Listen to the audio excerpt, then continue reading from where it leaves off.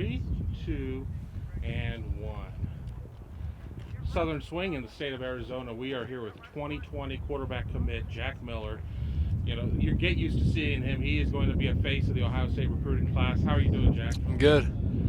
You had an opportunity to go out and, do a little 7-on work here. I mean, it feel good to get out there and, work with your brothers? Yeah, for sure. It's always a good time out here. I mean, we've been kind of out here for like 2 weeks now, so it's been a really good time. Ohio State recruiting, I mean, already sitting with a really good class. Not a lot of guys in the class so far.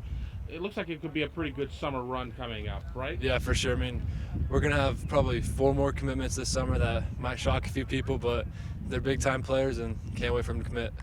Let us in on any of them? They'd be mad at me if I did. Yeah.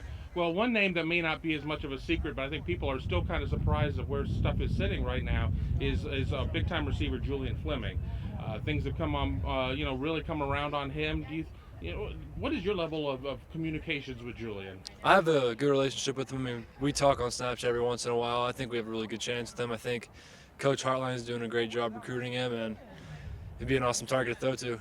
I mean, when you sit there and you already look and you have G and you have Jackson, you could potentially have Julian, and then there's some other guys out there like Marcus Roseme, Levon Bunkley Shelton. I mean, that's got to be a quarterback's dream to have, those type of receivers who could all be part of, one class coming in with you. Yeah, for sure. I mean, there's so many options in this class for sure.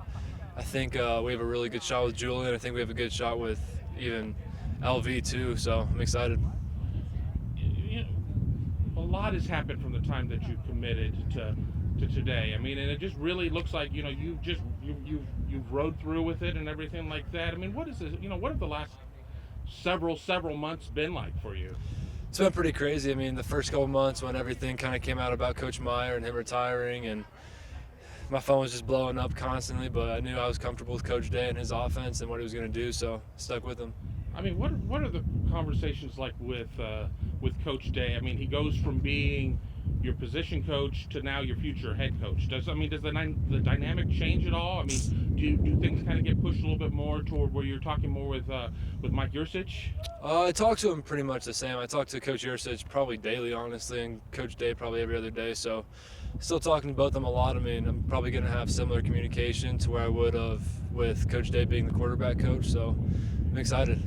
What were your thoughts when you watched NFL Draft and you saw Dwayne Haskins? I mean, he slid a little bit in the eyes of a lot of people who watched him closely, but probably ended up in the best case scenario for him with Washington. I mean, you're going to be in that position of playing quarterback at Ohio State, hopefully with, similar results once things, go down. What were your thoughts? I think it's awesome to see an Ohio State quarterback get drafted so high. I mean, Dwayne is an insanely gifted thrower for sure. I mean, he's a great dude too, so super happy for him. And he was the first Big Ten quarterback to be taken in the first round since 1985. Exactly. I mean, I'm sure you remember that. Yeah, right? I saw that. It's Coach Day, baby. So,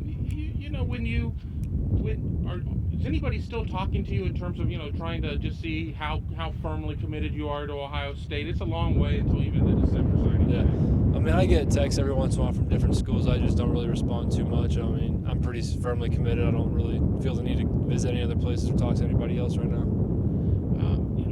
What are your plans for the summer? I mean, do you plan on trying to get up to Columbus just to, spend some more time getting, acclimated to what's going to be your future home? Yeah, I'll be up there most likely sometime in June, I think. I might throw up there for a camp or something with the coaches.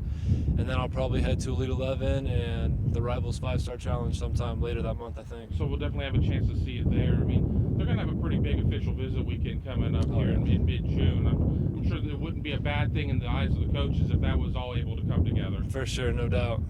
I mean, just to wrap some things up here. I mean, how great does it feel to know that you're locked in, you're done with the process? I mean, there are a lot of guys who are still agonizing through the process. Some guys who probably are under recruited at this point. You know what's in store for you. For sure.